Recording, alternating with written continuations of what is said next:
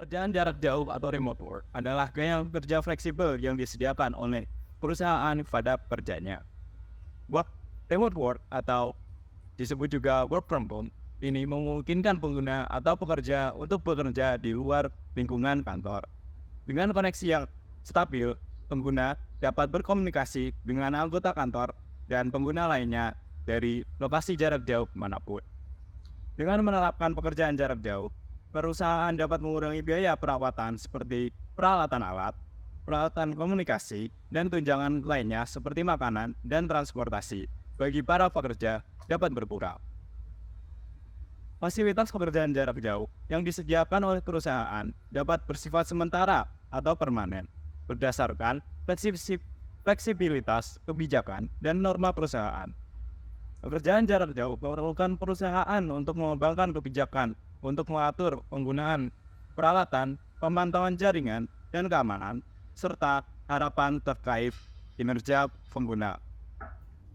Dalam remote working atau pekerjaan jarak jauh, terdapat kelebihan dan kekurangan pekerjaan jarak jauh. Hal-hal tersebut sebagai berikut. Kelebihannya, menghemat waktu dan uang bagi perusahaan dan pengguna akhir di berbagai sektor. Yang kedua, dapat meningkatkan produktivitas dengan mengurangi gangguan. Yang ketiga, memberikan kesempatan kepada pekerja untuk menyiapkan lingkungan kerja sesuai pilihannya. Yang keempat atau yang terakhir adalah memberikan peluang yang lebih besar bagi pekerja dengan tidak memberlakukan batasan lokasi. Adapun kekurangannya, yang pertama, sulit untuk menciptakan dan mempertahankan semangat tim saat bekerja dari lokasi jarak jauh. Beberapa tim mengalami kesulitan dalam bekerja sama secara daring karena keterbatasan lokasi jarak jauh mereka. Yang kedua, mungkin tidak cocok untuk peran dan posisi yang memerlukan peralatan khusus untuk digunakan dalam pekerjaan sehari-hari. Yang ketiga, dapat kurang produktif bagi beberapa orang. Yang keempat dan yang terakhir yaitu peluang jaringan bagi pekerja dapat terbatas. Jenis-jenis remote working. Yang pertama adalah fully remote atau pekerjaan jarak jauh. Pekerjaan jarak jauh memberikan kesempatan kepada pekerja untuk dapat bekerja dari lokasi jarak berapapun. Posisi pekerjaan jarak jauh sedang diimplementasikan di beberapa perusahaan yang merekrut talenta dari seluruh dunia. Yang kedua adalah pekerjaan fleksibel atau flexible job. Pekerjaan fleksibel memberikan fleksibel dalam hal lokasi dan jadwal pekerjaan. Pekerja diminta untuk hadir di lokasi kantor pada beberapa waktu dan memungkinkan untuk dapat bekerja dalam jarak jauh dan waktu lainnya. Yang ketiga adalah freelance, yaitu perjanjian berbasis kontrak yang tidak tergantung pada lokasi. Pekerjaan berbasis kontrak ini tidak melibatkan hubungan kerjasama dengan perusahaan. Seorang freelancer menetapkan harga dan jam kerjanya sendiri. Lalu yang keempat dan yang terakhir adalah bisnis online. Bisnis online memungkinkan pemilik bisnis untuk bekerja secara remote dan bisnis dapat didirikan dengan meneliti kebutuhan pasar atau berdasarkan pengalaman individu. Oke, selanjutnya di sini saya akan menjelaskan mengenai implementasi dari Secure Remote Work. Pentingnya keamanan dalam pekerjaan jarak jauh. Dalam pekerjaan jarak jauh, pengguna diizinkan untuk terhubung dengan jaringan rumah mereka. Pengguna rentan terhadap ancaman keamanan cyber tertentu, seperti salah satunya yaitu phishing. Di kantor, terdapat tim teknologi informasi yang mengelola keamanan cyber untuk organisasi. Tetapi, dalam pekerjaan jarak jauh, sulit untuk mengelola keamanan untuk semua perangkat. Kemudian, aspek keamanan juga penting dalam pekerjaan jarak jauh karena beberapa alasan berikut. Yang pertama, pengguna bertanggung jawab atas keamanan mereka sendiri. Yang mana, pengguna bertanggung jawab atas keamanan mereka. Pengguna yang kurang memahami risiko keamanan lebih rentan terhadap serangan cyber. Jika seorang pengguna terganggu saat bekerja secara remote di tempat umum, mereka dapat tidak sengaja mengungkapkan beberapa informasi penting kepada orang jahat. Yang kedua, bekerja di tempat umum.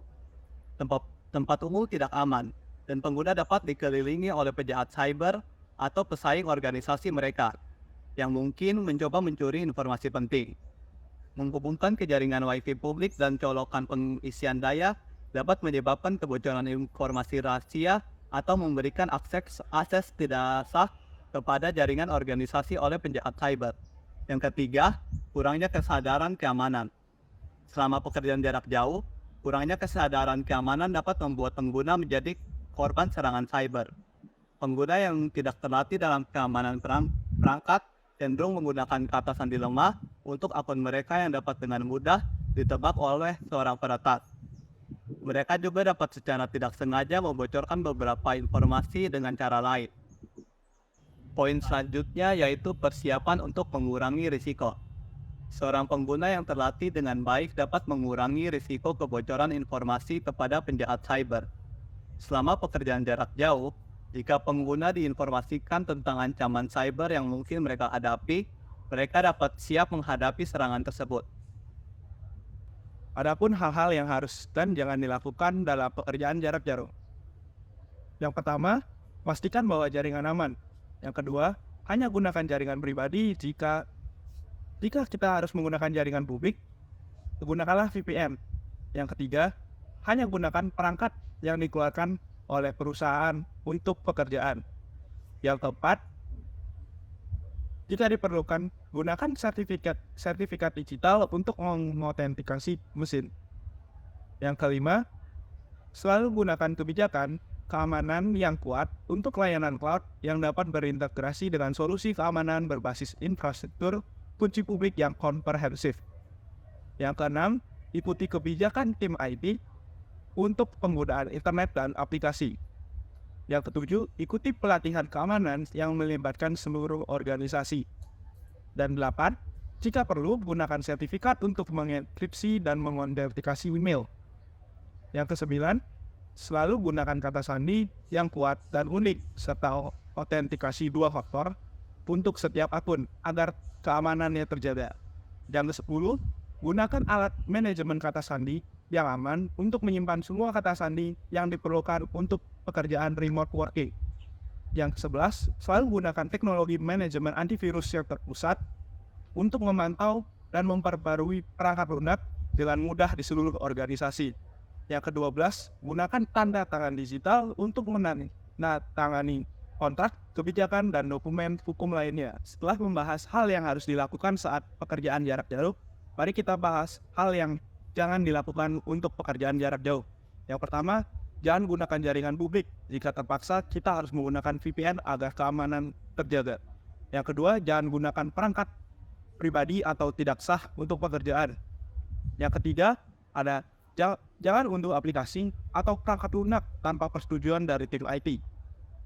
Yang keempat, jangan mencari informasi apapun di dalam platform eksternal seperti contohnya Instagram ataupun TikTok atau Twitter. Yang keenam jangan abaikan pemberitahuan antivirus apapun. Yang kelima jangan berhenti waspada dan hati-hati. Yang ketujuh, jangan sia-siakan waktu dengan menandatangani dan mengirimkan dokumen secara manual. Sebaliknya, gunakan tanda tangan yang digital. Dan 8, jangan gunakan kata sandi atau frasa yang umum. Buatlah kata sandi yang unik agar sulit untuk ditebak. Yang ke-9, dan yang terakhir, jangan tinggalkan perangkat Anda tanpa pengawasan. Demikian penjelasan dari kami tentang Secure Networking. Saya, Ardana Guru Prasetya dengan NPM 230712447. Saya, Ideo Gede Bagusari Bisma dengan NPM 2367124438. Saya, Arwindo Sendi Pratama dengan NPM 2300125555. Saya, Ferdi Kimilimiati dengan NPM 23071233. Thanks for watching.